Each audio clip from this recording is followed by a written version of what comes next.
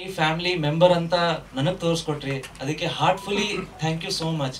ನಾನು ಇಷ್ಟು ಜನ ನನ್ನ ಇಷ್ಟಪಡ್ತಾರೆ ಅಂತ ನಾನು ಗೊತ್ತಿರಲಿಲ್ಲ, ಬಟ್ ಆ ಕನ್ಸರ್ನ್ ಏನು ತೋರಿಸಿದ್ದೀರಾ, ವಾಪಸ್ ಬಂದು ಎಲ್ಲರನ್ನೂ ಪರ್ಸ್ನಲಿ ಮೀಟ್ ಮಾಡೋಕೆ ಆಗಿರಲಿಲ್ಲ ಅಥವಾ ಮಾತಾಡೋಕ್ಕೂ ಆಗಿರಲಿಲ್ಲ. ಅದಕ್ಕೆ ಗುರು ಸರ್ ಹೇಳಿದ್ರು ಇವತ್ತು, ಮತ್ತು ನಮ್ಮ ಸುಧೀಂದ್ರ ಅಣ್ಣನೂ ಹೇಳಿದ್ರು ಒಂದ್ಸರಿ ಅಡ್ರೆಸ್ ಮಾಡೋಣ ಅಂತ. ಸೊ ನಾವು I am fine. Thank you ಹೇಳಬೇಕಿತ್ತು ಅಷ್ಟೇ ಇದೊಂದು ಮೂಲಕ ಅಷ್ಟೇ. ಏನಿಲ್ಲ ಸರ್, ನೀವು ಇದ್ರಲ್ವಾ, ಅದಾದ್ಮೇಲೆ ಆಗಿದ್ದ ಏನಾಯ್ತು? ಇಲ್ಲ ಪ್ರೆಸ್ ಶೋನಲ್ಲೇ ನಾನು ಇದ್ನಲ್ಲ, ಪ್ರೆಸ್ ಶೋ ಮುಗಿಸ್ಕೊಂಡು ಯೂಶಲಿ ಒಂದು ಅನಾಥಾಶ್ರಮ ಇದೆ ಅಲ್ಲಿ ಸಂಡೇಸ್ ನಾನು ಹೋಗ್ತಾ ಇರ್ತೀನಿ. ಬಟ್ ಈ ಸಂಡೇ ನಾವು ಸರ್ ಮತ್ತೆ ನಾವೆಲ್ಲ ಅನ್ಕೊಂಡಿದ್ದ ಪ್ರಕಾರ ಒಂದು ಟ್ರಾವೆಲ್ ಪ್ಲಾನ್ ಮಾಡಿದ್ವಿ ಸಿನಿಮಾ ರಿಲೀಸ್ಗೆ. ಹಾಗಾಗಿ 2 ದಿನ ಮುಂಚೆನೆ, ಸೊ ಅವತ್ತು ಟೈಮ್ ಇತ್ತಲ್ಲ, ಸೊ ಸಂಜೆ ಅಲ್ಲಿಗೆ ಹೋಗಿದ್ವಿ. ಆ್ಯಕ್ಚುಲಿ ಹೇಳಬೇಕಂದ್ರೆ ಯೂಶಲಿ ಗಿರೀಶ್ ಅವ್ರಿಗೆ ಗೇರ್ ಗಾಡಿ ಓಡಿಸೋ ಅಭ್ಯಾಸ, ಅವ್ರಿಗೆ ಆಟೋಮೆಟಿಕ್ ಅಷ್ಟು ಅಭ್ಯಾಸ ಇಲ್ಲ. ಸೊ ಅವ್ರು ನನ್ನ ಗಾಡಿ ಓಡಿಸ್ತಿದ್ರು, ನಾನು ಹಿಂದೆ ಕೂತಿದ್ದೆ. ಬರಬೇಕಾದ್ರೆ ಅವರು ಮಂಗೂಸಿ ಬಂತು ಅಂತ ಹೇಳಿದ್ರು. ಅದನ್ನ ಅವಾಯ್ಡ್ ಮಾಡೋಕೆ ಹೋಗಿ ಅವ್ರಿಗೆ ಕ್ಲಚ್ ಮತ್ತು ಎಕ್ಸಲೇಟರ್ ಡಿಫ್ರೆನ್ಸ್ ಗೊತ್ತಾಗಿಲ್ಲ ಅನ್ಸುತ್ತೆ, all of a sudden press ಮಾಡಿದ್ದಾರೆ.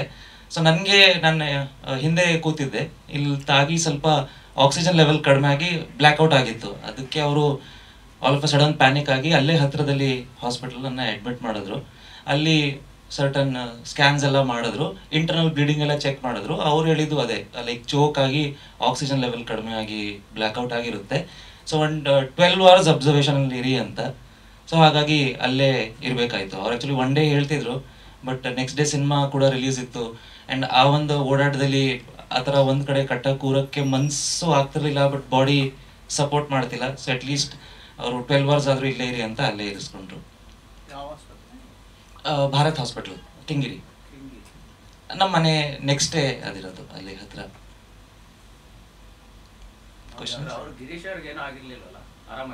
ಇಲ್ಲ ಅವ್ರ ಫ್ರಂಟ್ ಅಲ್ಲಿ ಕೂತಿದ್ರು, ಸೀಟ್ ಬೆಲ್ಟ್ ಹಾಕಿದ್ರು, ನಾನು ಹಿಂದೆ ಕೂತಿದ್ದೆ. ಸೊ ಯೂಶಲಿ ಹಿಂದೆ ಅಂದ್ರೆ ನೀವು ಪ್ರಿಡಿಕ್ಟ್ ಮಾಡಲ್ವಲ್ಲ. ಆಮೇಲೆ ಅದು ಹೈವೇನೂ ಅಲ್ಲ, ಆಮೇಲೆ ಮೇನ್ ರೋಡು ಅಲ್ಲ, ಅದು ತುಂಬಾ ಇಂಟೀರಿಯರ್ ಪಾರ್ಟ್ ಅಲ್ಲಿ ಇದೆ ಆ ಜಾಗ, ಆಶ್ರಮ. ಸೊ ಆಬ್ವಿಯಸ್ಲಿ ನಾನು ಪ್ರಿಡಿಕ್ಟ್ ಮಾಡಿರ್ಲಿಲ್ಲ, ಅದನ್ನ ಹಾಕೊಂಡಿರ್ಲಿಲ್ಲ. ನಾನು ನಂದೇನೋ ಹಿಂದೆ ಕೆಲಸ ಮಾಡ್ತಿದ್ದೆ. ಶೋ ಕೂಡ ಮುಗ್ದಿತ್ತಲ್ಲ ಆಗ್ತಾನೆ, ಅದ್ರದ್ದು ಒಂದಷ್ಟು ಎಡಿಟಿಂಗ್ ಇದೆಲ್ಲ ಮಾಡ್ತಿದ್ದೆ. ಹೇಳಿ ಸರ್, ಸಿನಿಮಾಕ್ಕೆ ಹೇಗೆ ರೆಸ್ಪಾನ್ಸ್ ಇದೆ? ನಿಮ್ಗೆ ಬಂದ ಬೆಸ್ಟ್ ಕಮೆಂಟ್ಸ್ ಏನು? ಏನು ಹೇಳಿ? ಸಿನಿಮಾಕ್ಕೆ ಹೇಗೆ ರೆಸ್ಪಾನ್ಸ್ ಇದೆ?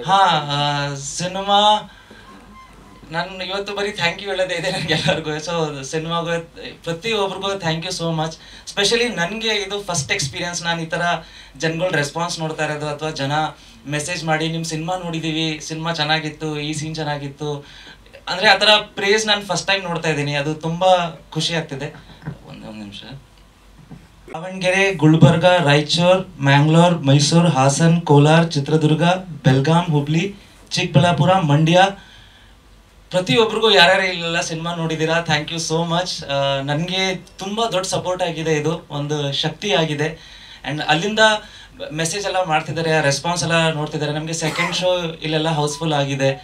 ಸೊ ನನಗೆ ಇದೊಂಥರ ತುಂಬ ವೆಲ್ಕಮಿಂಗ್, ಓವರ್ವೆಲ್ಮಿಂಗ್ ಎಕ್ಸ್ಪೀರಿಯನ್ಸ್. ಸೊ ಹೀಗೆ ಪ್ರತಿಯೊಬ್ಬರು ಸಪೋರ್ಟ್ ಮಾಡ್ತಾರೆ. ಆಬ್ವಿಯಸ್ಲಿ ಥರ್ಸ್ಡೇ ಫ್ರೈಡೇ ಇತ್ತು, ನಾವು ಪ್ರಾಕ್ಟಿಕಲಿ ಪ್ರಿಪೇರ್ ಆಗಿದ್ವಿ. ಓಕೆ, ನಮಗೆ ಒಂದು 30% 40% ಆಕ್ಯುಪೆನ್ಸಿ ಇರ್ಬೋದು ಅಷ್ಟೇ, ಜಸ್ಟ್ ಬಿಕಾಸ್ ಥರ್ಸ್ಡೇ ಯಾರೂ ರೆಡಿ ಆಗಿರಲ್ಲ ಸಿನಿಮಾ ನೋಡೋದಕ್ಕೆ. ಆ್ಯಂಡ್ ಫ್ರೈಡೇಗಿಂತ ಸ್ಯಾಟರ್ಡೆ ಸಂಡೇ ಜಾಸ್ತಿ ಇರುತ್ತೆ.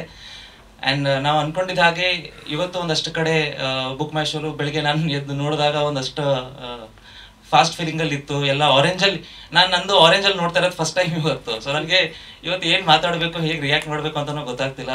ಖುಷಿ ಆಗ್ತಿದೆ. ಒಂದು ನಂಬಿಕೆಯಲ್ಲಿ ಏನೊಂದು ಕೆಲಸ ಸ್ಟಾರ್ಟ್ ಮಾಡಿದ್ವಿ, ಅದು ನೀಟಾಗಿ ಆಗಿದೆಯಲ್ಲ ಅಂತ ಒಂದೊಂದು ಖುಷಿ ಇದೆ. ಜನಗಳು ಅದೇ ರೀತಿ ಅಪ್ರಿಷಿಯೇಟ್ ಮಾಡ್ತಿದ್ದಾರೆ. ಎಲ್ಲ ಪರ್ಸ್ಪೆಕ್ಟಿವ್ಲು ಜನ ಇದನ್ನ ನೋಡಿದ್ದಾರೆ, ಅವ್ರವ್ರದ್ದೇ ಒಂದಷ್ಟು ಖುಷಿ ಇದೆ. ಕೆಲವೊಂದು ಕಡೆ ನಾನು ಹತ್ತಾಗ ಅವ್ರು ಹತ್ತಿದ್ದಾರೆ, ಅದರಲ್ಲಿ ಅವ್ರಿಗೆ ಬೇಜಾರು ಕೂಡ ಆಗಿದೆ. ಸೊ ಹೋಲ್ ಆಗಿ ಫ್ಯಾಮಿಲಿ, ನಾವು ಏನು ಎಲ್ಲರಿಗೂ ಸ್ಟಾರ್ಟಿಂಗಿಂದ ನಮ್ಮ ಪ್ರಮೋಷನ್ ಇದರಲ್ಲಿ ಹೇಳ್ತಾ ಇದ್ವಿ, ಒಂದು ಫ್ಯಾಮಿಲಿ ಎಂಟರ್ಟೈನರ್ ಇದು.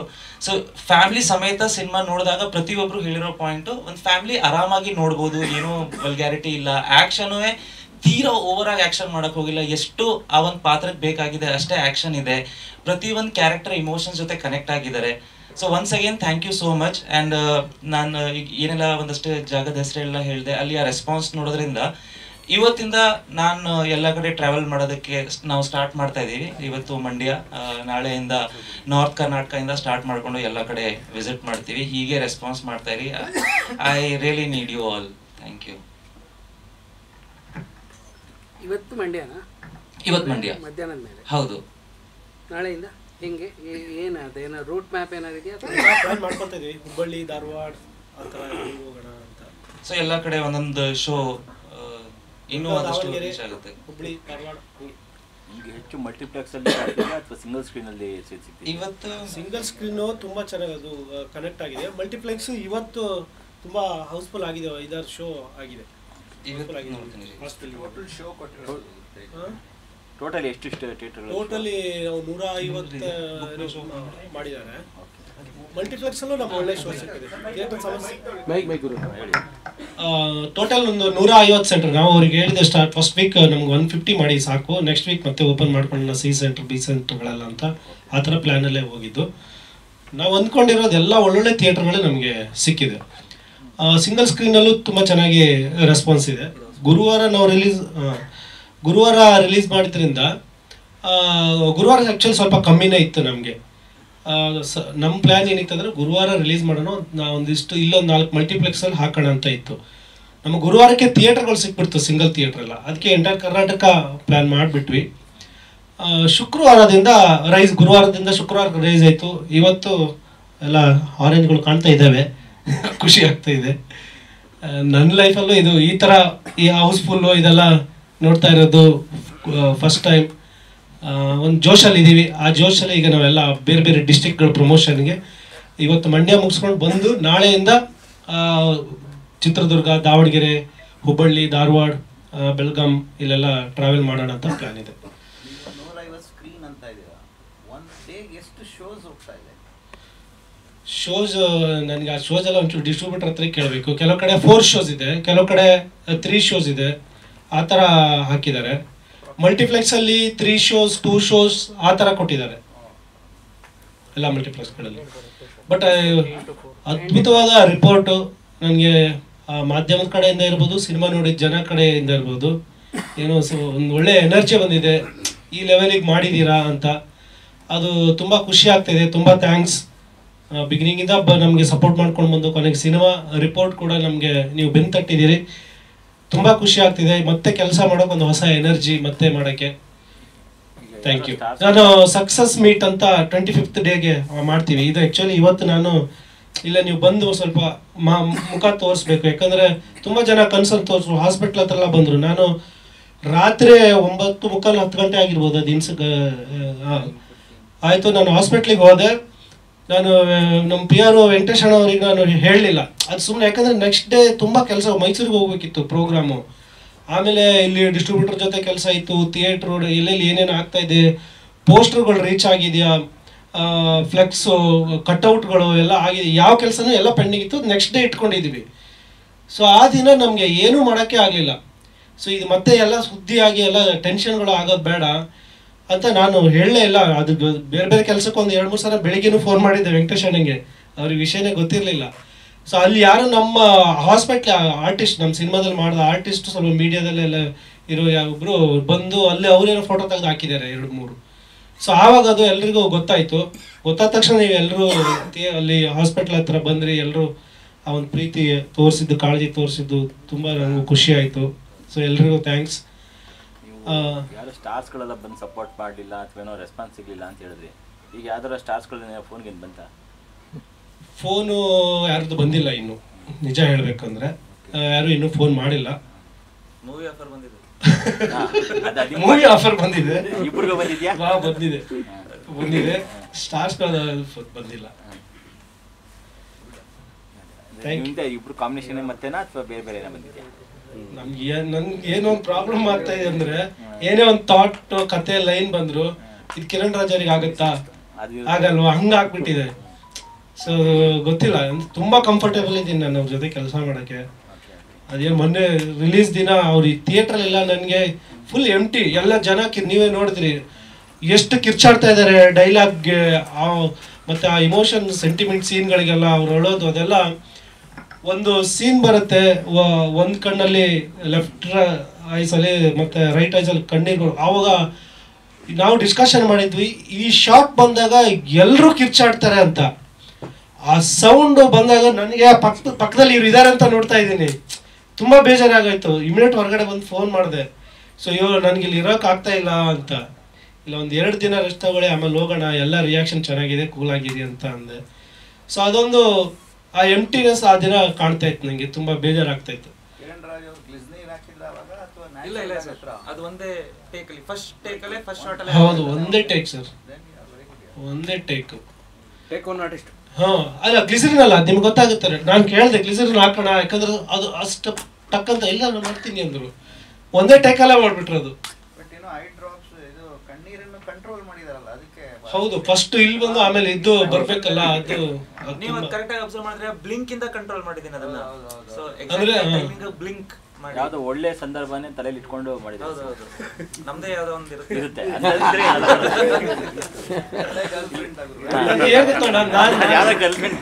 ನಾನು ಅನ್ಕೊಂಡಿರ್ಲಿಲ್ಲ ಅವರು ಅಂದ್ರೆ ಒಂದ್ಸಲ ಹಿಂಗ್ ಬ್ಲಿಂಕ್ ಜಾಸ್ತಿ ಮಾಡಿದ್ರೆ ಟಕ್ ಅಂತ ಫಸ್ಟ್ ಇದು ಬಂದ್ಬಿಡುತ್ತೆ ಈ ಕಣ್ಣಲ್ಲಿ. ಸೊ ಕರೆಕ್ಟ್ ಆಗಿ ಆ ಬ್ಲಿಂಕ್ ನ ಮ್ಯಾನೇಜ್ ಮಾಡ್ಕೊಂಡು ಆಮೇಲೆ ಸ್ಟಾರ್ಟಿಂಗ್ ಆ ದುಃಖದಿಂದ ಸಡನ್ ಅಂತ ಹ್ಯಾಪಿನೆಸ್ ಕನ್ವರ್ಟ್ ಆಗುತ್ತಲ್ಲ, ಫೇಸ್ ಎಕ್ಸ್ಪ್ರೆಷನ್ ಮತ್ತೆ ಐಸ್ ಎಕ್ಸ್ಪ್ರೆಷನ್, ಅದು ಮಾತ್ರ ಎಕ್ಸ್ಟ್ರಾರ್ಡಿನರಿ. ಅದು ಒಂದೇ ಟೇಕಲ್ಲಿ ಆಗಿದ್ದದು, ಮತ್ತು ಒಂದೇ ಶಾಟ್, ನಾವು ಒನ್ ಮೋರ್ ಮಾಡಿಲ್ಲ, ಕಟ್ಸಿಲ್ಲ ಆ ಥರ. ಅದು ತುಂಬ ಅದನ್ನು ಗಮನಿಸಿ ತುಂಬ ಜನ ನನಗೆ ವಾಸವಣ್ಣವರೆಲ್ಲ ಇರ್ಬೋದು, ಅದೆಲ್ಲ ತುಂಬ ಸೂಕ್ಷ್ಮ ವಿಷಯಗಳನ್ನೆಲ್ಲ ಹೇಳಿದ್ದಾರೆ, ಒಂದು ಒಳ್ಳೆ ಸಿನಿಮಾ ಮಾಡಿದ್ದೀರಿ ಅಂತ.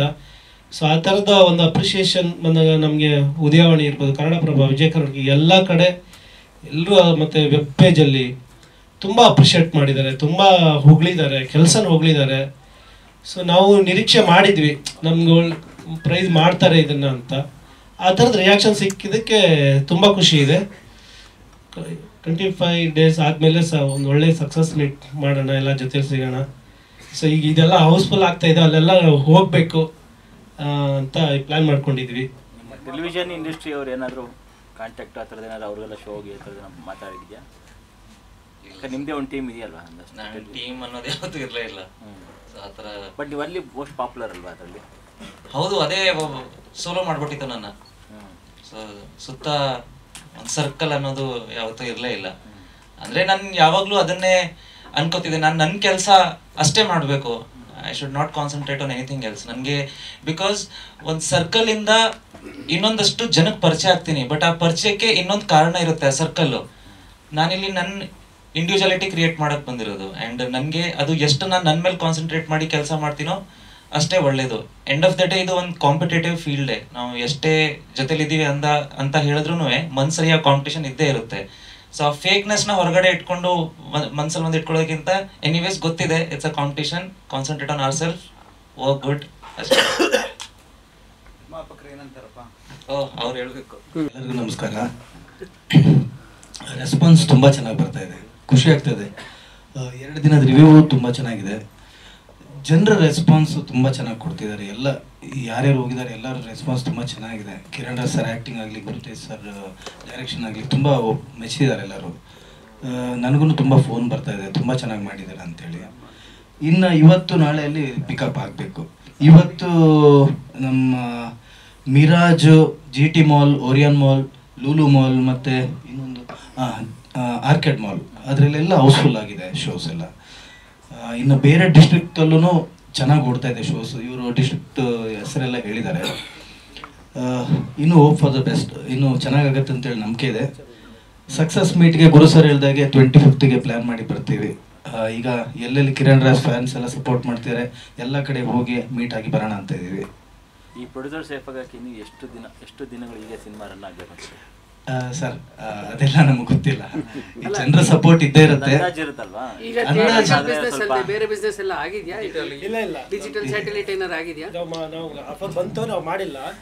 ಸಿನಿಮಾ ಮೇಲೆ ಕಾನ್ಫಿಡೆನ್ಸ್ ಇರೋದ್ರಿಂದ ಪ್ರೊಡ್ಯೂಸರ್ ಇಲ್ಲ, ನಾವು ರಿಲೀಸ್ ಮಾಡಿ ಹೋಗೋಣ ಅಂತ ಇದೀವಿ. ಸಿನಿಮಾದ ಮೇಲೆ ಕಾನ್ಫಿಡೆನ್ಸ್ ಇದೆ. ಇನ್ನು ಸೇಫ್ ಅಂದರೆ ಇನ್ನು ಜನರು ಯಾವ ರೀತಿಯಲ್ಲಿ ರೆಸ್ಪಾನ್ಸ್ ಕೊಡ್ತಾರೆ, ಯಾವ ರೀತಿ ಬರ್ತಾರೆ, ಚೆನ್ನಾಗಾಗತ್ತೆ ಅಂತೇಳಿ ಖಂಡಿತ ನಂಬಿಕೆ ಇದೆ.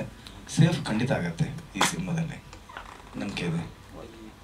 ಹಾಂ, ಇನ್ನು ನೆಕ್ಸ್ಟ್ ವೀಕಲ್ಲಿ ಬಾಂಬೆ, ಡೆಲ್ಲಿ ಎಲ್ಲ ರಿಲೀಸ್ ಮಾಡ್ತಾ ಇದೀವಿ ಸಿನಿಮಾನ. ಅಲ್ಲೆಲ್ಲ ಕೇಳ್ತಿದ್ದಾರೆ ಎಲ್ಲರೂ, ತುಂಬ ಜನ ಫೋನ್ ಮಾಡಿ ರಿಲೀಸ್ ಮಾಡಲಿಕ್ಕೆಲ್ಲ ಮಾತಾಡಿದ್ದಾರೆ. ಅಲ್ಲೂ ಹೋಗ್ತೀರಾ ನೀವು? ಹಿಂದಿ ಟ್ರೈಲರ್ ಖಂಡಿತ ಖಂಡಿತ ಖಂಡಿತ ಹೋಗೋಣ ಅಂತ ಇದ್ದೀವಿ. ಇಲ್ಲಿ ಕನ್ನಡನೇ ಅಲ್ಲಿ ಕನ್ನಡದ ಸಂಘ ಅವರೆಲ್ಲ ಇದ್ದಾರಲ್ಲ, ನಮ್ದು ಈ ರಿಯಾಕ್ಷನ್ ರಿಪೋರ್ಟ್ ಎಲ್ಲ ನೋಡಿ ಇಲ್ಲೂ ರಿಲೀಸ್ ಮಾಡಿ ಅಂತ ಅವ್ರು ಫೋನ್ ಮಾಡ್ತಾ ಇದ್ದಾರೆ. ಕನ್ನಡದಲ್ಲೇ ಮಾಡೋಣ ಅಂತ. ಕನ್ನಡದಲ್ಲೇ ಒಂದು ಅಲ್ಲ ನೀವು ಹಿಂದಿ ಡಬ್ ಮಾಡಿದ್ರಲ್ವಾ? ಮಾಡಿಲ್ಲ, ಅದು ಟೀಸರ್ ಒಂದು ಮಾಡಿದ್ವಿ. ಪಿಕ್ಚರ್ ಮಾಡಿಲ್ಲ. ಪಿಕ್ಚರ್ ಮಾಡಿಲ್ಲ, ಕನ್ನಡನೇ ಬಿಡ್ತೀವಿ ಎಲ್ಲ ಕಡೆ. ಕನ್ನಡನೇ ತುಂಬ ಕನ್ನಡಿಗರು, ದಿಲ್ಲಿ ಕನ್ನಡಿಗರು ಇರ್ಬೋದು, ನಮ್ಮ ಮುಂಬೈ ಅವರೆಲ್ಲ ಹೌದು. ಸಿನಿಮಾಕ್ಕೆ ಅರ್ಥ ಆಗುತ್ತೆ ಸರ್, ಸಿನಿಮಾ ಲ್ಯಾಂಗ್ವೇಜ್. ಅದನ್ನು ಸ್ವಲ್ಪ ಅಭ್ಯಾಸ ಮಾಡಿಸೋಣ, ಕನ್ನಡನೇ ಬಿಟ್ಟು. ಈಗ ಲಂಡನ್ನಲ್ಲಿ ಕೆಂಪೇಗೌಡ ಜಯಂತಿಯನ್ನು ಮಾಡ್ತಾರೆ, ಎಲ್ಲರೂ ಸೇರ್ತಾರೆ, ಎಲ್ಲರೂ ಪ್ಲಾನ್ ಮಾಡಿ ಅಲ್ಲೆಲ್ಲ ಮಾಡಬೇಕು. ಸೊ ಇನ್ನು ತಗೊಂಡು ಹೋಗ್ತೀವಿ, ಯಾಕಂದ್ರೆ ಒಳ್ಳೆ ಸಿನಿಮಾ, ಒಂದಿಷ್ಟು ಜನ ನೋಡಿದ್ರೆ ಚೆನ್ನಾಗಿರುತ್ತೆ.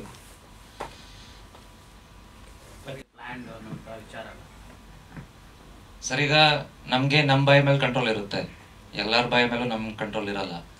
ಆ್ಯಂಡ್ ಎಲ್ಲರಿಗೂ ನೋಡೋ ಪರ್ಸ್ಪೆಕ್ಟಿವ್ ಎರಡು ಇದ್ದೇ ಇರುತ್ತೆ. ನಮ್ಗೆ ಯಾವ ಪರ್ಸ್ಪೆಕ್ಟಿವ್ ಬೇಕೋ ಅದ್ರ ಮೇಲೆ ಕಾನ್ಸಂಟ್ರೇಟ್ ಮಾಡಬೇಕು. ಗಿಮಿಕ್ ಅಂತ ನನ್ನ ಪ್ರಕಾರ ಇದನ್ನ ಸಿನಿಮಾ ಗಿಮಿಕ್ ಅಂತ ಅನ್ನಕ್ಕಾಗಲ್ಲ. ಆಬ್ವಿಯಸ್ಲಿ ಈಗ ನಾವೆಲ್ಲ ಪ್ರೆಸ್ ಮೀಟಲ್ಲೂ ಹೇಳಿದ್ದೀವಿ, ಎಲ್ಲ ಮೀಡಿಯಾದವ್ರು ಮಾತ್ರ ನಮ್ಗೆ ಸಪೋರ್ಟ್ ಇರೋದು. ಆ್ಯಂಡ್ ಆಬ್ವಿಯಸ್ಲಿ ಒಂದು ಕಮರ್ಷಿಯಲ್ ಒಂದು ರಿಲೇಷನ್ಶಿಪ್ಪು ಇರುತ್ತೆ, ಒಂದು ಪರ್ಸನಲ್ ರಿಲೇಷನ್ಶಿಪ್ಪು ಇರುತ್ತೆ. ಸೊ ಸಿನಿಮಾ ಪ್ರಮೋಷನ್ಗೆ ಅಂತ ಕಮರ್ಷಿಯಲ್ ರಿಲೇಷನ್ಶಿಪ್ ಇದ್ದಾಗ ನಾವು ಈ ಥರ ಮಾಡೋ ಅಗತ್ಯ ಏನಿದೆ? ಇಫ್ ಇನ್ ಕೇಸ್ ಕಮರ್ಷಿಯಲ್ ಇದರಲ್ಲೇ ನಮಗೆ ರೀಚ್ ಆಗ್ತಿಲ್ಲ ಅಂದರೆ ಇದರಲ್ಲಿ ರೀಚ್ ಆಗುತ್ತೆ ಅಂತ ಏನು ಪಾಸಿಬಿಲಿಟೀಸ್ ಇದೆ? ಓಕೆ, ಈ ಥರ ಗಿಮಿಕ್ ಮಾಡಿದ್ರೆ ಅದರಿಂದ 100 ಟಿಕೆಟ್ ಕನ್ವರ್ಟ್ ಆಗುತ್ತೆ ಅಂತ ಅಂದರೆ ಅದ್ರಲ್ಲಿ ಒಂದು ಅರ್ಥ ಇದೆ. ಈ ಥರ ಗಿಮಿಕಿಂದ ಜನ ಥಿಯೇಟರ್ಗಂತೂ ಬರಲ್ಲ, ನ್ಯೂಸ್ ನೋಡ್ಬೋದು, ಸಿನಿಮಾ ನೋಡಲ್ಲ. ಸೊ ನನ್ನ ಪ್ರಕಾರ ಈ ಥರ ಗಿಮಿಕ್ ಮಾಡೋ ಅಗತ್ಯ ಇಲ್ಲ. ಓಕೆ, ಗಿಮಿಕ್ ಮಾಡೋದಾಗಿದ್ರೆ ಈ ಸ್ಟಿಕ್ಕರ್ನ ಇಲ್ಲಿ ಅಂಟಿಸ್ಕೊತಿದ್ದೆ, ಅಲ್ಲಿ ನಡ್ಕೊಂಡು ಬರ್ಬೇಕಾದ್ರೆ ಹಿಂಗೆ ಕುಂಡ್ಕೊಂಡು ಬರ್ತಿದ್ದೆ. I get paid for my acting. ನನಗೆ ಹೊರಗಡೆ ಆ್ಯಕ್ಟ್ ಮಾಡೋದೇನು ಕಷ್ಟ ಅಲ್ಲ. So I can do that. ಆಮೇಲೆ ನನ್ನ ಪ್ರಕಾರ ಯಾರು ಇದನ್ನ ಗಿಮಿಕಾಗಿ ಬಳಸ್ಕೊಳ್ಳಲ್ಲ. ಸ್ಟಾರ್ಟಿಂಗ್ ಸುಧೀಂದ್ರ ಸರ್ ಫೋನ್ ಮಾಡಿದಾಗ 2 ಸರಿ ಇವ್ರಿಗೆ ಫೋನ್ ಮಾಡಿದ್ದಾರೆ. ನಾನು ಆಗಲೂ ಹೇಳಿದ್ದೀನಿ, ಯಾವುದೇ ಕಾರಣಕ್ಕೂ ನಮ್ಮ ತಂದೆ ತಾಯಿಗೆ ವಿಷಯ ಗೊತ್ತಾಗಬಾರ್ದು. ನಾಳೆ ದಿನ ರಿಲೀಸ್ ಇದೆ, 2 ವರ್ಷ ಕಷ್ಟಪಟ್ಟಿದ್ದೀನಿ ಆ ಒಂದು ದಿನಕ್ಕೋಸ್ಕರ. ಆ ದಿನ ನನಗೆ ಅಲ್ಲಿ ಕೂರಕ್ಕಾಗದಿರೋದಕ್ಕೆ ನನಗೆ ಎಷ್ಟು ಬೇಜಾರಾಗಿದೆ ನನಗೆ ಗೊತ್ತಿದೆ. ಅರ್ಧ ಗಂಟೆಗೆ ಇವ್ರಿಗೆ ಫೋನ್ ಮಾಡಿ ಜನ ಹೇಗೆ ರಿಯಾಕ್ಟ್ ಮಾಡ್ತಿದ್ದಾರೆ, ಜನ ರೆಸ್ಪಾಂಡ್ ಮಾಡ್ತಿದ್ದಾರಾ, ನನ್ನ ಪರ್ಫಾರ್ಮೆನ್ಸ್ ಇಷ್ಟ ಆಗ್ತಿದೆಯಾ, ಇದೇ ಪ್ರಶ್ನೆ ಕೇಳ್ತಿದ್ದೆ. ನನಗೆ ಕಟ್ಟಾಗ್ದಂಗೆ ಆಗ್ತಿದೆ ಅಲ್ಲಿ. ನಾನು 2 ದಿನ ಪೇನ್ ಕಿಲ್ಲರ್ಸಲ್ಲಿ ಇದ್ದೀನಿ. ಸರಿ, ಈಗ ಗಿಮಿಕ್ ಅನ್ಕೊಳ್ಳೋಣ, ಗಿಮಿಕ್ ಮಾಡ್ಕೊಂಡು ನಾನು ಹಾಸ್ಪಿಟ್ಲ್ಗೆ ಹೋದೆ. ಅಲ್ಲ, ಅವ್ರು ಚುಸ್ತಾರಲ್ಲ ಇಂಜೆಕ್ಷನ್ಗಳು, ಅದು ಯಾರು ತಗೋತಾರೆ ಗಿಮಿಕ್ಗೆ? ಅದ್ರ ಜೊತೆಗೆ ಅಲ್ಲ, ಅವರು ಪೇನ್ ಕಿಲ್ಲರ್ಸ್ 2-3 ಗ್ಲೂಕೋಸ್ ಬಾಟಲ್ ಹಾಕ್ತಾರೆ. ಒಬ್ಬ ಫಿಟ್ ಆಗಿರೋ ಮನುಷ್ಯ ಸಾಕೊಂಡಿರೋನು ಇಲ್ದಿರೋದು ರೋಗ ಬಂದ್ಬಿಡುತ್ತೆ ಅವನಿಗೆ. ಸೊ ಆ ಥರ ನನ್ನ ಪ್ರಕಾರ ಗಿಮಿಕ್ಗೆ ಯಾರು ಮಾಡಲ್ಲ. ಆ ಒಂದು ವಿಷಯ ಗೊತ್ತಾದ ತಕ್ಷಣ ಎಷ್ಟೋ ಜನ, ಈಗ ಪ್ರೊಡ್ಯೂಸರ್ ಸರ್ ಅವ್ರ ಆಫೀಸ್ ಮೇಲೆ ಒಬ್ರು ಅಜ್ಜಿ ಇದ್ದಾರೆ, ಅವ್ರಿಗೆ ವಿಷಯ ಗೊತ್ತಾದ ತಕ್ಷಣ ಧರ್ಮಸ್ಥಳಕ್ಕೆ ಹೋಗಿ ದಾರ ತಗೊಬಂದು ಕಟ್ಟಿದ್ದಾರೆ. ಅಲ್ಲಿ ಹಾಸ್ಪಿಟಲ್ ಮುಂದೆ ಎಷ್ಟೋ ಜನ ಫ್ಯಾನ್ಸು ನೋಡಿದಿಲ್ಲ, ಕೈ ಕಟ್ಟಿದ್ರಲ್ಲ ಅವರೇ ಕಟ್ಟಿರೋದು. ನನಗೇನೋ ಲಾಭಕ್ಕೋಸ್ಕರ ಇನ್ನೊಬ್ರು ಇಮೋಷನ್ಸ್ ಜೊತೆ ಆಟ ಆಡೋ ಸ್ವಭಾವ ನಂದಂತೂ ಅಲ್ಲ.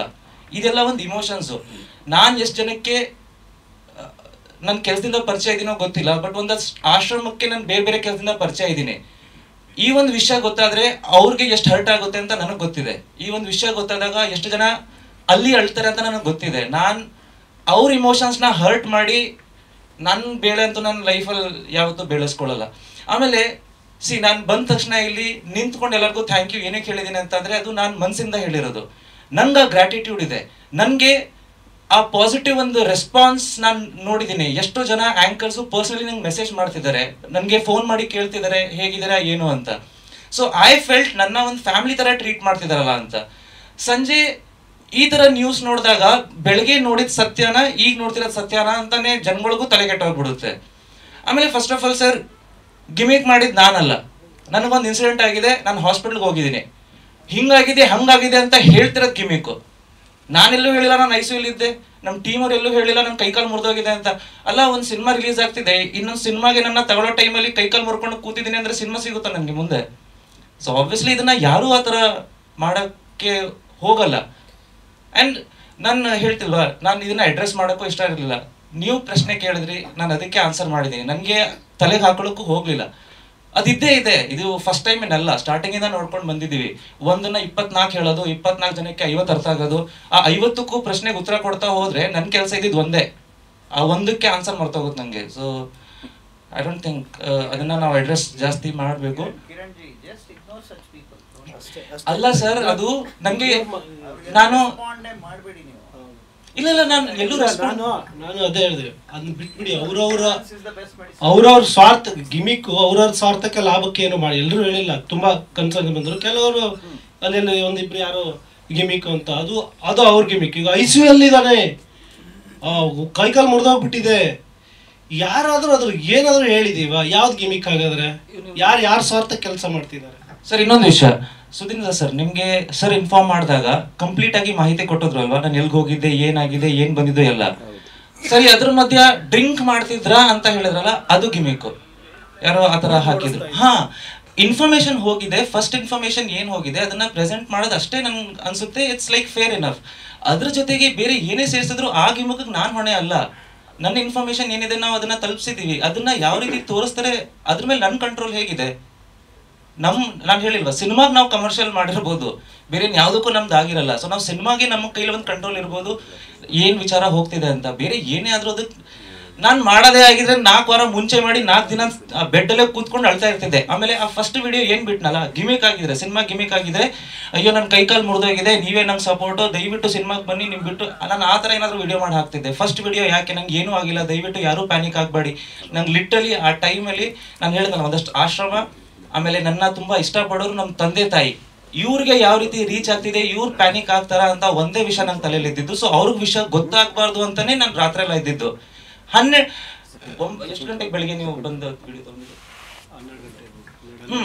ನನಗೆ ಒಂದು 10 o'clock ಎಚ್ಚರ ಆಗಿದೆ. 12 ಗಂಟೆಗೆ ಇಮಿಡಿಯೇಟ್ಲಿ ವಿಡಿಯೋ ಮಾಡಿ ಹಾಕಿದ್ದಾರೆ. ನಾವು ರಾತ್ರಿ ಎಲ್ಲ ಬೆಳಗ್ಗೆ ಎಲ್ಲ ನೆಕ್ಸ್ಟ್ ಡೇನು ಎಳಿಬೋದಿತ್ತಲ್ಲ. ಅಂದ್ರೆ ಅದು ಮೋಸ್ಟ್ ಪ್ರಾಬಬಲಿ ಆಕ್ಸಿಡೆಂಟ್ ಆಯ್ತು, ಅದಾದ್ಮೇಲೆ ಬಾಡಿ ಬರ್ಲಿಲ್ಲ, ಮನುಷ್ಯ ಬಂದ್ಬಿಟ್ಟಲ್ಲ ಅಂತ ಮಿಸ್ ಆಗೋಯ್ತೇನೋ ಅಲ್ಲಿ. ಆ ತರ ನಾನು ಬೆಳಗ್ಗೆ 7 ಗಂಟೆ ಫೋನ್ ಮಾಡಿದ್ರೆ ಲ್ಯಾಪ್ಟಾಪ್ ಇತ್ತು, ನಾವು ಪ್ರೆಸ್ ಎಲ್ಲ ವಿಡಿಯೋ ಆಗಿತ್ತಲ್ಲ, ನಾನು ಅದ್ರ ಸ್ವಲ್ಪ ಇದು ನೋಡ್ತಿದ್ದೆ. ಅವ್ರು ಸಡನ್ಲಿ ಬ್ರೇಕ್ ಆಗಿದ್ದಕ್ಕೆ ಅದು ಇಲ್ಲಿ ಡಯಾಫ್ರಾಮ್ ಹೊಡೆದಿದೆ. ಸೊ ನಿಮ್ಗೆ ಆಕ್ಸಿಜನ್ ಇಂಟೇಕ್ ತುಂಬಾ ಕಡಿಮೆ ಆಗೋಗುತ್ತೆ, ನಿಮ್ಗೆ ಬ್ರೀದಿಂಗ್ ಶಾರ್ಟ್ ಆಗೋಗುತ್ತೆ. ಆ ಶಾರ್ಟ್ ಬ್ರೀದಿಂಗ್ ಇಂದ ಸಡನ್ಲಿ ಬ್ಲ್ಯಾಕ್ ಔಟ್ ಆಗುತ್ತೆ ಒಂದು 5-4 seconds. ಸೊ ಆ ಬ್ಲ್ಯಾಕ್ ಔಟ್ ಆಗಿದ್ದಕ್ಕೆ ಆಕ್ಚುಲಿ ಗಿರೀಶ್ ಅವ್ರಿಗೆ ತುಂಬಾ ಸಿನಿಮಾ ಹೀರೋ ಕರ್ಕೊಂಡು ಕೂತ್ಬಿಟ್ನಲ್ಲ ಅಂತ ಅವ್ರಿಗೆ ಒಂದು, ಅದು ನಾಳೆ ರಿಲೀಸ್ ಅವ್ರು ತುಂಬಾ ಪ್ಯಾನಿಕ್ ಆಗೋದ್ರು. ಸೊ ಜೊತೆಗೆ ಇವರು ಇದ್ರು, ಇವ್ರ ಆಮೇಲೆ ಇಮಿಡಿಯೇಟ್ಲಿ ಕರ್ಕೊಂಡು ಹೋದ್ರು. ಗಾಡಿ ಫುಲ್ ಡ್ಯಾಮೇಜ್ ಆಗಿತ್ತು, ಅದನ್ನ ಇವ್ರು ಗ್ಯಾರೇಜಿಗೆಲ್ಲ ಕಳ್ಸಿಕೊಟ್ರು. ನಾನು ಇವ್ರಿಗೆ ಅದೇ ಹೇಳ್ತಿದ್ದೆ, ದಯವಿಟ್ಟು ನಮ್ಮ ತಂದೆ ತಾಯಿಗಂತೂ ವಿಷಯ ಗೊತ್ತಾಗಬಾರ್ದು. ಬಿಕಾಸ್ ಒಂದು ಹ್ಯಾಪಿ ಎನ್ವೈರ್ಮೆಂಟ್ ಇದೆ, ನಾಳೆ ಸಿನಿಮಾ ರಿಲೀಸ್ ಆಗ್ತಿದೆ, 2 ವರ್ಷ ಅದಕ್ಕೋಸ್ಕರ ಕಷ್ಟಪಟ್ಟಿದ್ದೀನಿ, ಇವತ್ತು ಈ ತರ ಆಗಿದೆ ಅಂತ ಗೊತ್ತಾದಾಗ ಆಬ್ವಿಯಸ್ಲಿ ಅವ್ರಿಗೆ ದುಃಖ ಆಗುತ್ತೆ. ನನಗೆ ಇಲ್ಲಿ ನಂದು ಏನೋ ಒಂದು ಚಿಕ್ಕ ಸ್ವಾರ್ಥ ಆಗ್ಬೋದು ಅಂತ ಅಲ್ಲಿ 1000 ಜನಕ್ಕೆ ಕಣ್ಣೀರ್ ಹಾಕ್ಸಕ್ ನನ್ಗಂತೂ ಇಷ್ಟ ಇಲ್ಲ. I never do these kind of stunts. ನನಗೆ ಮಾರ್ಕೆಟಿಂಗೇ ಮಾಡಬೇಕು ಅಂದ್ರೆ ಬೇರೆ ಬೇರೆ ರೀತಿ ಇದೆ. ಇದು ಈ ತರ ಅಂತೂ I don't think any artist will do. Seriously ಇದನ್ನ ಯಾರು ಮಾಡಲ್ಲ. ಅದೊಂದು ಕತೆ ಹೇಳ್ತಾರಲ್ಲ, ಹುಲಿ ಬಂದ. ಇವತ್ತು ಈ ತರ ನಾಟಕ ಆಡ್ತಿದ್ರೆ ನಾಳೆ ಆದಾಗ್ಲೂ ಯಾರು ಬರಲ್ಲ. ಸೊ ಅದಕ್ಕೆ I don't believe in all this. ನನ್ನ ಬಾಯಿ ಮೇಲೆ ನಂಗೆ ಕಂಟ್ರೋಲ್ ಇದೆ, ಎಲ್ಲರ ಬಾಯಿ ಮೇಲೆ ನಂಗೆ ಕಂಟ್ರೋಲ್ ಇಲ್ಲ, ಅದ್ರ ಅಗತ್ಯನೂ ನಂಗಿಲ್ಲ. ಸೊ ಅವ್ರ ಪರ್ಸ್ಪೆಕ್ಟಿವ್ ಅದು. ನಾನು ಅದೇ ಹೇಳ್ತಿರೋದು, ಫಸ್ಟ್ ಇನ್ಫಾರ್ಮೇಶನ್ ಸುಧೀಂದ್ರ ಸರ್ ಇಂದ ಏನ್ ಹೋಗಿದೆ ನೀಟಾಗಿ ಮೆನ್ಷನ್ ಆಗಿದೆ. ಹೀರೋ ಇಮೇಜ್ ಇದಕ್ಕೆ ಡ್ಯಾಮೇಜ್ ಆದಂಗೆ ಆಗುತ್ತಲ್ವಾ, ಸೆನ್ಸ್ ಅವ್ರಿಗೆ ಇರ್ಬೇಕಲ್ಲ. ಅವ್ರದ್ದು ಯಾವ್ದೋ ಒಂದು ಕ್ಷಣದ್ದು ಇದಕ್ಕೋಸ್ಕರ ಹಾಕ್ಬಿಟ್ರೆ ಎಷ್ಟು ಇಡೀ ಜೀವನ ಅದಕ್ಕೆ ಅವರು ಒಂದು ಆ ಸಿನಿಮಾಗೆ, ಆ ಪ್ರಿಪರೇಷನ್ಗೆ, ಒಂದು ವ್ಯಕ್ತಿತ್ವನ ಕಾಪಾಡ್ಕೊಳ್ಳೋಕ್ಕೆ, ಒಂದು ದೇಹನ ಕಾಪಾಡ್ಕೊಳ್ಳೋಕ್ಕೆ ಎಷ್ಟೆಲ್ಲ ಶ್ರಮ ಇರುತ್ತೆ. ಮಾರ್ಕೆಟಿಗೆ ಎಷ್ಟು ತೊಂದರೆ ಆಗುತ್ತೆ. ಆಮೇಲೆ ಇವನು ಹಿಂಗೇನಾ ಕುಡ್ಕೊಂಡೋಗಿ ಹೊಡೆದ್ನಾ, ಆ ಸಿನಿಮಾ ನಾಳೆ ರಿಲೀಸ್ ಇದೆ, ಯಾವುದೋ ಯೋಚನೆ ಮಾಡದೆ ಯಾವ ಥರದ ಮನಸ್ಥಿತಿಯವರು ಇದ್ದಾರೆ ಅನ್ನೋದು ತುಂಬ ಭಯ ಆಗೋದು, ಆ ಥರ ಕನ್ಫ್ಯೂಸ್ ಆಗೋಯ್ತು ನನಗೆ. ಒಂದು ಸಣ್ಣ ಯೋಚನೆ ಮಾಡಬೇಕಿತ್ತು. ಒಬ್ಬ ಹೀರೋ ಅವನ ಸಿನಿಮಾ ನಾಳೆ ರಿಲೀಸ್ ಆಗುತ್ತೆ, ಕುಡ್ಕೊಂಡೋಗಿ ಹೊಡೆದ್ನಾ ಅಂದ್ಬಿಟ್ರೆ ಏನು ಮೈಂಡಿಗೆ ಏನು ಬರುತ್ತೆ ನೋಡೋನಿಗೆ, ಇವನು ಅದೇ ಸಾಲಲ್ಲೇ ಇರೋನೇನೋ ಅಂತ ಹಂಗೆ ಬರಲ್ವಾ. ಸೊ ಆಮೇಲೆ ಇಷ್ಟು ದಿನ ಇವ್ರದ್ದು ಸೀರಿಯಲಿಂದ ಬಂದ ಇಮೇಜು, ಒಂದು ಫ್ಯಾಮಿಲಿ ಎಲ್ಲ ಅವ್ರಿಗೆ ಕನೆಕ್ಟ್ ಆಗಿದೆ, ಆಡಿಯನ್ಸ್ ಇದಾರಲ್ಲ, ಸಡನ್ ಅಂತ ಅವ್ರ ಮೈಂಡಿಗೆ ಬಂದ್ಬಿಡುತ್ತೆ. 2 ದಿನ ಅವ್ರ ಸಿನಿಮಾಗೆ ಬರ್ದಿದ್ರೆ ಸಾಕು ಸರ್, ನಮ್ಮ ಸಿನಿಮಾ ಆಚೆ ಹೋಗ್ಬಿಡುತ್ತೆ. ಎಷ್ಟು ಡೇಂಜರ್ ಇದೆ ಅಂತ ಅದನ್ನೆಲ್ಲ ಒಂಚೂರು ಯೋಚನೆ ಮಾಡ್ಬೇಕು ಆ ಥರ ಹೇಳುವಾಗ. ಎಲ್ಲರದು ಅವ್ರವ್ರ ಓನ್ ಪರ್ಸ್ಪೆಕ್ಟಿವ್ ಇದೆ, ಅದನ್ನ ನಾವು ಕರೆಕ್ಟ್ ಮಾಡೋಕ್ಕೂ ಆಗಲ್ಲ. ನನಗೆ ಗೊತ್ತಿರೋ ಹಾಗೆ ನನ್ನ ಪರ್ಸ್ನಲಿ ನನ್ಗೆ ಯಾರ್ಯಾರು ಪರಿಚಯ ಇದೆ, they will know the fact. ನನಗೆ ಏನೇ ಹೆಚ್ಚು ಕಡಿಮೆ ಆದರೆ ಅವ್ರಿಗೆ ಎಫೆಕ್ಟ್ ಆಗುತ್ತೆ, ಅವ್ರಿಗೆ ನನ್ನ ಬಗ್ಗೆ ಗೊತ್ತಿದ್ರೆ ಸಾಕು. ಇನ್ನು ಅದನ್ನ ಆಪರ್ಚುನಿಟಿ ಮಾಡ್ಕೊಳ್ಳೋದಾದ್ರೆ ನಾನು ಅದನ್ನ ಏನು ಮಾಡ್ಕೊಳಕ್ಕಾಗಲ್ಲ. ಆ್ಯಂಡ್ ಹಿಂದೆ ಕೂತ್ಕೊಂಡು ಸೀಟ್ ಹೊಡೆದಿರೋದು, ನಾನು MMA 30 ಎಲ್ಲ ಮಾಡಿ ಅಂತದ್ದು ಎಷ್ಟು ಏಟ್ ತಿಂದಿದ್ದೀನಿ. ಆಬ್ವಿಯಸ್ಲಿ 1-2 ಪೇನ್ ಕಿಲ್ಲರ್ ಸರಿ ಆಗುತ್ತೆ. ನಾನು 12 ಗಂಟೆಗೆ ವಿಡಿಯೋ ಮಾಡಿ ಹಾಕಿದ್ದೀನಿ. ಒಂದ್ ದಿನ ಫುಲ್ ಅದನ್ನ ಕ್ಯಾರಿ ಮಾಡ್ಬೋದಿತ್ತು. ನೆಕ್ಸ್ಟ್ ಡೇ ಹಾಸ್ಪಿಟಲ್ಗೆ ಹೇಗಿದ್ರು ಫುಲ್ ಟೇಕ್ ಪೇ ಮಾಡಿದ್ರು ರೂಮ್ಗೆ, ರಾತ್ರಿ ತನಕ ಮಲ್ಕೋಬೋದಿತ್ತು ನಾನು ಬೇಕಿದ್ರಲ್ಲೇ. ಕಂಟ್ರೋಲ್ ಇರಲಿಲ್ಲ, ಬಿಕಾಸ್ ನಾನು ಒಂದು ಕೆಟ್ಟ ಆಪ್ಷನ್ ಒಳ್ಳೆ ಆಪ್ಷನ್ಗಿಂತ ನನಗೆ ಒಂದು ಆಪರ್ಚುನಿಟಿ ಸಿಗೋದು ಅಂತ ಯೋಚನೆ ಮಾಡ್ತಿದ್ದೆ. ಬಟ್ ಇತ್ತೀಚೆಗೆ ಒಂದು 2-3 ದಿನದಿಂದ ರೆಸ್ಪಾನ್ಸ್ ನೋಡಿ, ಜನಗಳ ಪ್ರತಿಕ್ರಿಯೆ ನೋಡ್ತಿರೋದ್ರಿಂದ, ಆಮೇಲೆ ಒಂದಷ್ಟು ಫೋನ್ ಕಾಲೆಲ್ಲ ಬರ್ತಿರೋದ್ರಿಂದ ಈಗ ಸ್ವಲ್ಪ ರೆಸ್ಪಾನ್ಸಿಬಲ್ ಆಗಬೇಕು, ಆ ಪೊಸಿಷನ್ ಅಲ್ಲಿ ಇದೀನಿ, where can I independently choose ಅಂತ ಒಂದು ಆಪರ್ಚುನಿಟಿ ಇದೆ. ಸೊ ಅದನ್ನ ತುಂಬಾ ರೆಸ್ಪಾನ್ಸಿಬಲಿ ಯೂಸ್ ಮಾಡ್ಕೋಬೇಕು. ಒಂದಷ್ಟು 2 ಥಿಯೇಟರ್ ನೆನ್ನೆ ವಿಸಿಟ್ ಮಾಡಿದೆ. ಮುಗಿದ ತಕ್ಷಣ ಜನಗಳ ರಿಯಾಕ್ಷನ್ ಏನ್ ಆರ್ಗ್ಯಾನಿಕ್ಲಿ ಮತ್ತೆ ಆ ಜೆನ್ವಿನ್ ರಿಯಾಕ್ಷನ್ ಏನ್ ಸಿಕ್ಕಿದೆ ಅದು ತುಂಬಾ ಪ್ರಿಷಿಯಸ್. ಅದು ನಾವು ಅದನ್ನ ಏನೇ ಮಾಡಿದ್ರು ಮ್ಯಾನಿಪುಲೇಟ್ ಮಾಡಕ್ ಆಗಲ್ಲ. ಜನಗಳು ನಿಜವಾಗ್ಲೂ ಅವ್ರಿಗೆ ಏನ್ ಅನ್ಸುತ್ತೆ ಅದನ್ನೇ ಅವರು ವ್ಯಕ್ತಪಡಿಸ್ತಾರೆ. ಆ ಖುಷಿ ಏನಿದೆಯಲ್ಲ ಅದೇ ಗೆಲುವು ಕಾರಣ ಆಗುತ್ತೆ ನಾಳೆ. ಸೊ ನಾನು ಮುಂಚೆನೂ ಹೇಳಿದ್ದೀನಿ, I will only make films for entertainment. ಜನಕ್ಕೆ ಥಿಯೇಟರ್ಗೆ ಬಂದ್ರೆ ಅದು ಎಂಟರ್ಟೈನ್ ಆಗಬೇಕು. ಅವನಿಗೆ ಜೀವನದಲ್ಲಿ ಸಾವಿರಾರು ಮೆಸೇಜ್ ಕೊಡೋರು ಇದ್ದಾರೆ ಅಕ್ಕಪಕ್ಕ. ಬೆಳಗ್ಗೆ ಎದ್ರೆ ಹೆಂಡತಿಯಿಂದ ಹಿಡಿದು ಆಫೀಸ್ ಎಲ್ಲರೂ ಮೆಸೇಜ್ ಕೊಡೋರೆ ಅವ್ನಿಗೆ, ಹಿಂಗ್ ಮಾಡು ಹಂಗ್ ಮಾಡು ಅಂತ. ಸೊ ಐ ಥಾಟ್ ಆ ಒಂದು ಮೆಸೇಜ್ ಅವ್ರಿಗೆ ಏನ್ ಬರ್ಡನ್ ಆಗಿರುತ್ತಲ್ಲ ಅದರಿಂದ ಹೊರಗಡೆ ಬಂದು ಥಿಯೇಟ್ರಲ್ಲಿ ಅವರು 2.5 hours ಕೂತ್ಕೊಂಡ್ರೆ ಮೈಂಡ್ ಫ್ರೀ ಆಗಬೇಕು, ರಿಲ್ಯಾಕ್ಸ್ ಆಗಬೇಕು, ಎಂಜಾಯ್ ಮಾಡಬೇಕು.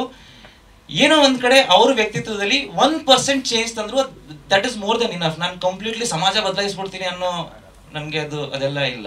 So I will make entertaining films.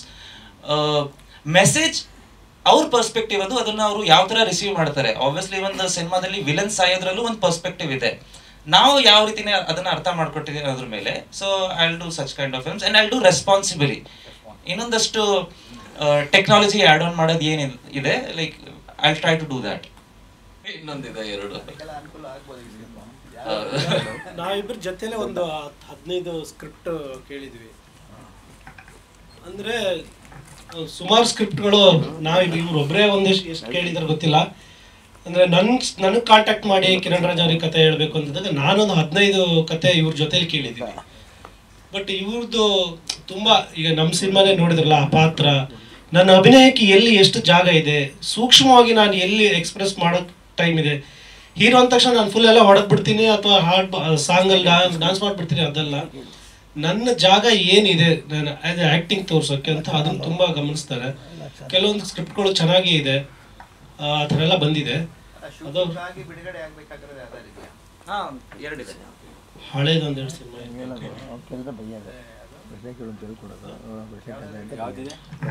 Share ಮಾಡಿದ್ದು ಅದು 2 ಇದೆ. ಈಗ ಲೈನಪ್ ಅಲ್ಲಿ ಯಾವ್ದು ಬರ್ತೀಗ ರೆಡಿ ಇದೆಯಾ? ಅದು ಶೇರ್ ರೆಡಿ ಇರಬೇಕು. ಹಾ, 2 ರೆಡಿ ಇದೆಯಲ್ಲ? 2 ರೆಡಿ ಇದೆ. ಅವ್ರಿಗೆ ಸ್ವಲ್ಪ ಇದು ಲೈನ್ ಕ್ಲಿಯರ್ ಆಗುತ್ತೆ. ನೀವು ಇದು ಬೂಸ್ಟ್ ಆಗಿದೆ. ನೀವು ಓಪನಿಂಗ್ ದಯವು ಮಾಡಿದಲ್ಲ ಪ್ರೊಮೋ, ಅದು ಬಹಳ ಅನುಕೂಲ ಆಯ್ತು ಅಂತ ಆಯ್ತಾ? ಹೌದು. ಅಂದ್ರೆ ಸರ್ ಮಾರ್ಕೆಟಿಂಗ್ ಅಂದ್ರೆ ನಾವು ಬರೀ ವಿಷಯನ ಹೊರಗಡೆ ಹಾಕೋದಲ್ಲ, ಆ ವಿಷಯದ ಮೇಲೆ ಜನಗಳಿಗೆ ಎಷ್ಟು ಆಸಕ್ತಿ ಇರುತ್ತೆ ಅನ್ನೋದು ತುಂಬಾ ಇಂಪಾರ್ಟೆಂಟ್ ಆಗುತ್ತೆ. ಸೊ ಈಗ ನಾವು ಆಬ್ವಿಯಸ್ಲಿ ಕಾಂಟೆಂಟ್ ಪುಷ್ ಮಾಡ್ತಾನೆ ಇರ್ತೀವಿ, ಜನಗಳಿಗೆ ರೀಚ್ ಆಗಲ್ಲ ಅಂತ ಹೇಳ್ತಾ ಇರ್ತೀವಿ. ಅಂತ ಟೈಮಲ್ಲಿ ಅಟೆನ್ಷನ್ ಗ್ರಾಬಿಂಗ್ ತುಂಬಾ ಇಂಪಾರ್ಟೆಂಟ್ ಆಗುತ್ತೆ. ಸೊ ಅದಕ್ಕೆ ಆ ಥರ ಏನಾದ್ರು ಮಾಡಬೇಕು ಅಂದ್ರೆ ಏನಾದ್ರು ಹೊಸದ್ ಮಾಡಬೇಕು.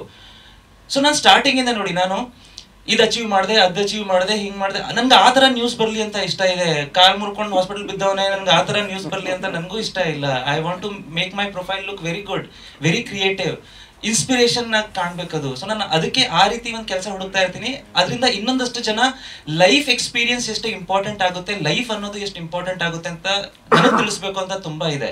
Apart from what ever I do, ನನ್ನ ಕೆಲಸ, ನನ್ನ ಪ್ರೊಫೆಷನ್ ಏನಿದೆ ಅದು ಬಿಟ್ಟು ಜೀವನ ಅನ್ನೋದು ಎಷ್ಟು ಇಂಪಾರ್ಟೆಂಟು, ಅದು ಎಷ್ಟು ಸುಂದರವಾಗಿದೆ, ಅದನ್ನ ನಾವು ಎಕ್ಸ್ಪೀರಿಯನ್ಸ್ ಮಾಡಬೇಕು.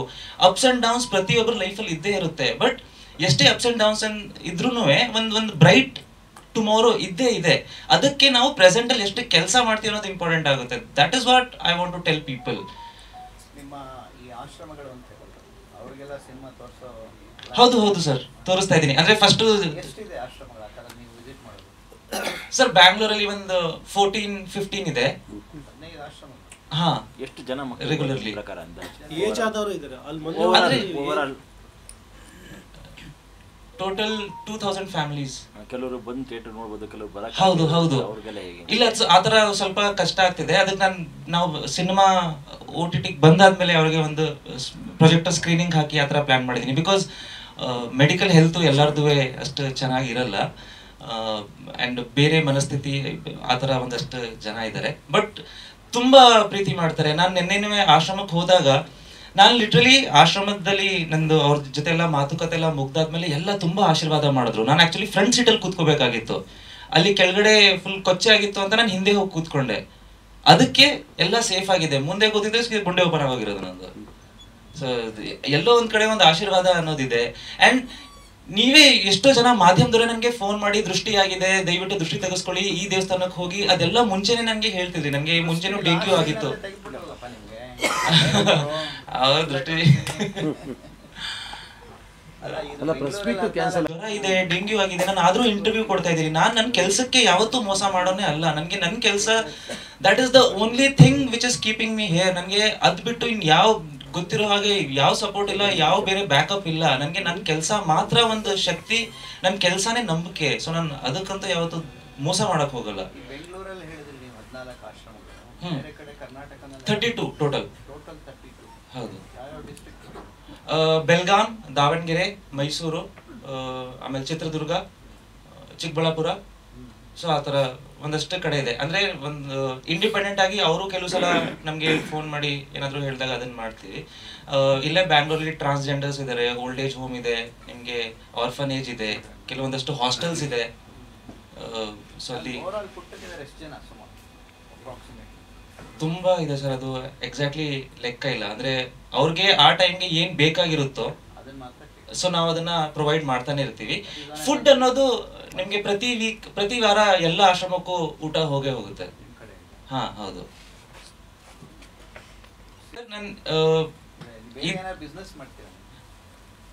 ಫೌಂಡೇಶನ್ ಸಪೋರ್ಟ್ ಮಾಡಕ್ಕೆ ಅಂತ ಒಂದಷ್ಟು ಬೇರೆ ಬಿಸ್ನೆಸ್ ಸ್ಟಾರ್ಟ್ ಮಾಡಿದ್ದೀನಿ. ಬಟ್ ಅದರಿಂದ ನನಗೆ ತುಂಬಾ ಏನೋ ಬರ್ತಿದೆ ಅಂತ ಇಲ್ಲ.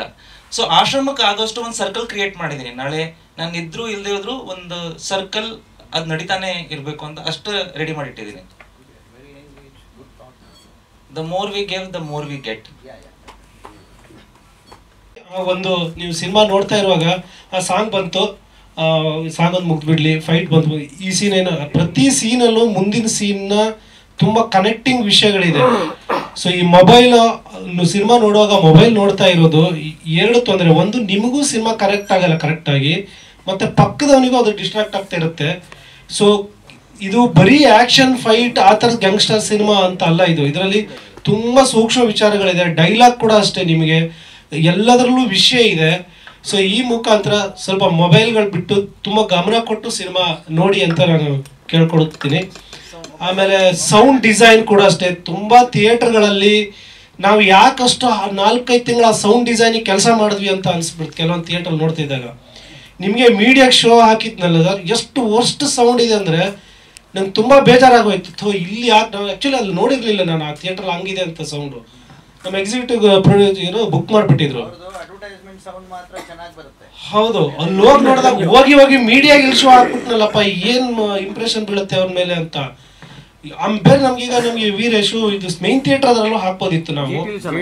ದಯವಿಟ್ಟು ಒಂದು ನಾನು ಮೀಡಿಯಾದ ಇನ್ನೊಂದು ಒಳ್ಳೆ ಸೌಂಡ್ ಇರೋ ಕಡೆ ಒಂದ್ಸಲ ಹೋಗಿ ನೋಡಿ, ನಿಮ್ಗೆ ಆ ಸಿನಿಮಾ ಬೇರೆ ಫೀಲ್ ಆಗುತ್ತೆ. ನೀವೇನು ಅಲ್ಲೋ ನೋಡಿದ್ರಲ್ಲ ಅದು ಅಲ್ಲೇ ಅಲ್ಲ, ಅದು 50% ಡ್ರಾಪ್ ಆಗಿದೆ ಸಿನಿಮಾದು. ಆ ವಿಜುವಲ್ ಕೂಡ ಪ್ರತಿಯೊಂದಕ್ಕೂ ಬೇರೆ ಥರ. 4 ತಿಂಗಳು ಬರೀ ಸೌಂಡಿಗೆ ಕೆಲಸ ಮಾಡಿದ್ದೀವಿ. ಏನು ಹಿಂಗಾಗೋಯ್ತು ಈ ಥಿಯೇಟ್ರಲ್ಲಿ, ಕೆಲವೊಂದು ಕಡೆ ಸೌಂಡೇ ಕೊಡಲ್ಲ ಕರೆಕ್ಟಾಗಿ. ಎಲ್ಲ ಕಡೆ ನಾವು ಹೋಗಿ ನೋಡೋಕ್ಕಾಗಲ್ಲ. ಈ ಮುಖಾಂತರ ಅದು ಒಂದು ವಿಷಯ. ಯಾಕಂದರೆ ನಾನು ಮೊಬೈಲ್ನ ನೋಡ್ತಾ ಸಿನಿಮಾ ನೋಡ್ಬೇಕು ತುಂಬ ಕೆಲವೊಂದು, ಯಾಕಂದರೆ ನನಗೆ ಮೇಯ್ನ್ ಮೀಡಿಯಾ ಪತ್ರಿಕೆಲೆಲ್ಲ ಕರೆಕ್ಟಾಗಿ ರಿವ್ಯೂ ಬರೆದಿದ್ದಾರೆ, ತುಂಬ ಚೆನ್ನಾಗಿ ಬರೆದಿದ್ದಾರೆ. ಈ ಕೆಲವೊಂದು ಯೂಟ್ಯೂಬರ್ಸ್ ರಿವ್ಯೂ ಮಾಡಿದ್ದಾರೆ. ಅವ್ರ ತಲೆಯಲ್ಲಿ ಏನು ಇಟ್ಕೊಂಡು ಹೋಗಿರ್ತಾರೋ ಅಥವಾ ಕಣ್ಣು ಎಲ್ಲಿರುತ್ತೋ ಗೊತ್ತಿಲ್ಲ. ನನಗೆ ತುಂಬ ಬೇಜಾರಾಗುತ್ತೆ. ಕೆಲವೊಂದು ಯೂಟ್ಯೂಬರ್ಸ್ ಅವ್ರು ಮಾತಾಡೋ ರೀತಿ, ಬಳಸೋ ಪದ, ಏನು ಆ ಅವ್ರಿಗೆ ಕಥೆ ಅಂದರೆ ಏನು ಗೊತ್ತು. ಎಲ್ಲ ಚಿಕ್ಕ ಹುಡುಗರು, ಅವ್ರಿಗೆ ಸ್ಕ್ರೀನ್ ಪ್ಲೇ ಬಗ್ಗೆ ನಾಲೆಜ್ ಇದೆಯಾ? ಒಂದು ಅವನಾರ ಹೇಳ್ತಾನೆ ಅವನಲ್ಲಿ ಅವ್ರಿಬ್ಬರನ್ನು ಲವ್ ಮಾಡಿಸ್ಬಿಡ್ಬೇಕಿತ್ತು. ಅವ್ರ ಮನೆ ಒಳಗಡೆ 2 ಕ್ಯಾರೆಕ್ಟರ್ ಇರ್ತಲ್ಲ, ಹೀರೋ ಹೀರೋಯಿನ್ನು. ಯಾವ ಏನು ಹೇಳೋಣ ಅವರಿಗೆ? ಪಾತ್ರಗಳಂದ್ರೆ ಏನು? ಒಂದು ಡೈಲಾಗ್ ಇಂದ ಒಂದು ಕ್ಯಾರೆಕ್ಟರ್ ಬಿದ್ದು ಹೋಗುತ್ತೆ. 6 ತಿಂಗಳು ಎಷ್ಟು ಜನ ಕೂತ್ಕೊಂಡು ಟೇಬಲ್ ಅಲ್ಲಿ ಎಷ್ಟು ಅದರ ಆಂಗಲ್ ಅಲ್ಲಿ ಯೋಚನೆ ಮಾಡಿ ಬರ್ದಿರ್ತೀವಿ. ಅವ್ರಿಬ್ರನ್ನ ಲವ್ ಮಾಡಿಸ್ಬಿಟ್ಟಿದ್ರೆ ಚೆನ್ನಾಗಿರೋದು ಅಂತ. ಅವಳು ಯಾರು? ಅವಳು ಬಂದು ಅವಳು ಟರ್ಮ್ಸ್ ಅಂಡ್ ಕಂಡೀಷನ್ ಹೇಳ್ತಾಳೆ. ಫಸ್ಟ್ ಕಂಡೀಷನ್ ಹೇಳ್ತಾಳೆ, ಆಮೇಲೆ ಟರ್ಮ್ಸ್ ಅಂಡ್ ಕಂಡೀಷನ್ ಹೇಳ್ತಾಳೆ. ಅವಳು ಅವನಿಗೆ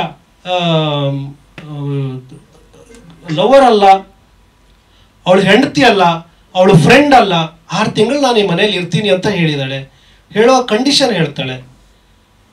ಸೊ ಅಲ್ಲಿ ಲವ್ ಸ್ಟೋರಿ ಏನೇನೋ ಹಂಗಾದ್ರೆ ಬಂದು ಕೂತ್ಕೊಂಡ್ಬಿಡ್ಬೇಕು ಇವರೇ ಸ್ಕ್ರಿಪ್ಟ್ಗೆ. ಕಣ್ಣಿಗೆ ಬಟ್ಟೆ ಕಟ್ಟು ಎಷ್ಟು ಸೀನಿಯರ್ JK ಬಾರಿ ಅಂತ ಸೀನಿಯರ್ಗಳೆಲ್ಲ ಅನಲೈಸ್ ಮಾಡಿ ಸ್ಕ್ರಿಪ್ಟ್, ಅದು ಸುಮ್ಮನೆ ಆಗಿದ್ದಲ್ಲ. ಕಣ್ಣಿಗೆ ಬಟ್ಟೆ ಕಟ್ಟು ಹೀರೋ ಡ್ರೆಸ್ ಚೇಂಜ್ ಮಾಡ್ತಾರೆ, ಹಾ ಅದು ಹೇಳ್ಸು ಇದ್ರಿ ನೀವು. ಹೌದು, ಅದು ಹೇಳ್ಸಿದೀನಿ. ಅಲ್ಲ ಸರ್, ಇವ್ರದೆಲ್ಲ ಏನು ಗೊತ್ತಾ, ಮೊಬೈಲಲ್ಲಿ ನೆಕ್ಸ್ಟ್ ವಿಡಿಯೋ ಎಡಿಟ್ ಮಾಡ್ತಾ ಕೂತ್ಕೋತಾರೆ, ಇಲ್ಲೊಂದು ಪಿಕ್ಚರ್ ಹಿಂಗಿರುತ್ತೆ, ಅಲ್ಲಿ ಯಾವುದೋ ಒಂದು ಮೇಯ್ನ್ ವಿಷಯನೇ ಬಿಟ್ಟೋಗಿರುತ್ತೆ ಅವರಿಗೆ. ನಮ್ಮ ಸಿನಿಮಾದಲ್ಲಿ ಸಾಂಗ್ಸ್ಗಳು ಬರ್ತವೆ, ಪ್ರತಿ ಯಾವುದೋ ಡ್ರೀಮ್ ಸಾಂಗಿಗೆ ಹೋಗೋದು ಏನೋ ಪ್ರತಿ ಸಾಂಗಲ್ಲೂ ಕತೆ ಹೇಳಿದ್ದೀವಿ, ನೆಕ್ಸ್ಟ್ ಕತೆ ಕನೆಕ್ಷನ್ ಇದೆ, ಅದೆಲ್ಲ ಎಷ್ಟು ಸೂಕ್ಷ್ಮವಾಗಿ ನೋಡಬೇಕು. ಸೊ ಈ ಯೂಟ್ಯೂಬರ್ಸ್ ಒಂದು 2-3 ಜನರಿಗೆ ನಾನು ಅವ್ರು ಬಂದಿದ್ರೆ ಅವನ ಕಡೆ ಪುಣ್ಯಾತ್ಮ ಹೆಂಗೆ ಹೇಳು, ಹೆಂಗೆ ಸ್ಕ್ರಿಪ್ಟ್ ಮಾಡೋದು ಹೇಳು, ಅಟ್ಲೀಸ್ಟ್ ಏನು ಹೇಳ್ತಾನೆ, ಲ್ಯಾಂಡಿಂಗ್ ಅಂದ್ರೆ ಏನು, ಸ್ವಲ್ಪ ಲ್ಯಾಂಡಿಂಗ್ ಸರಿ ಇಲ್ಲ, ಏನು ಲ್ಯಾಂಡಿಂಗು ಅದೆಲ್ಲ ನಾನು ಕೇಳಬೇಕು, ನಂಗೆ ಗೊತ್ತಿಲ್ಲ. ನಾನು ಒಂದು 15 ವರ್ಷದಿಂದ ಸುಮಾರು ದೊಡ್ಡ ಸ್ಕ್ರಿಪ್ಟ್ ರೈಟರ್ ಜೊತೆ ಕೂತ್ಕೊಂಡಿದ್ದೀನಿ, ಡೈರೆಕ್ಟರ್ ಜೊತೆ ಕೆಲಸ ಮಾಡಿದ್ದೀನಿ, ಸುಮಾರು ಸಿನಿಮಾಗಳಿಗೆ ವರ್ಕ್ ಮಾಡಿದ್ದೀನಿ, ಏನೇನೋ ಪಾಯಿಂಟ್ ಹೇಳ್ತಾರೆ, ಅದೆಲ್ಲ ನಾನು ಕೇಳಿಸ್ಕೊಳ್ತು. ನಮಗೆ ಆ ಜ್ಞಾನ ಇಲ್ವಾ, ಇವ್ರ ಹತ್ರ ಕೇಳ್ಕೊಳ್ಬೇಕಾಗಿದೆ. ಅಂಥವ್ರಿಗೆ ದುಡ್ಡು ಹೋಗೋದು ಅನುಭವಗಳೇ ಒಂದಿಷ್ಟು. ಎಷ್ಟು ಸರ್ 2 ವರ್ಷ ಎಷ್ಟು ಬ್ಲಡ್ ಹೋಗಿರುತ್ತೆ ಅವ್ರು ಸಿನಿಮಾ ಮಾಡೋಕ್ಕೆ, ಇವು ಚಿಲ್ಲರೆ ಬುದ್ಧಿ ಇಟ್ಕೊಂಡು ರಿವ್ಯೂ ಮಾಡ್ತಾರಲ್ಲ ಎಷ್ಟು. ಸೊ ಒಂದು ಒಳ್ಳೆ ತುಂಬ ಒಳ್ಳೊಳ್ಳೆ ರಿವ್ಯೂ ಮಾಡೋರು ಇದ್ದಾರೆ ನಮ್ಮಲ್ಲಿ. ನಾವು ಒಂದು ತುಂಬ ಗಮನ ಹೋದಲ್ವಾ, ಈ ಮಿಸ್ಟೇಕ್ ಇದೆ, ನೆಕ್ಸ್ಟ್ ಸರಿ ಮಾಡ್ಕೊಳ್ಬೇಕು, ಅದನ್ನ ನಾವು ರಿಸೀವ್ ಮಾಡ್ಕೊಳ್ತೀವಿ. ಸೊ ಅದಕ್ಕೆ ಸ್ವಲ್ಪ ಕೆಲವೊಂದು ನಾನು ಎಲ್ಲ ಯೂಟ್ಯೂಬರ್ನ ನಾನು ಮಾಡ್ತಾ ಇಲ್ಲ, ಕೆಲವೊಂದು 2-3 ನಾನು ನೋಡಿದೆ. ನೀವು ನೆರಪೇರಲ್ಲಿ ಸಿನಿಮಾ ನೋಡಿದ್ದೀರಾ? ಹೌದು ಸರ್.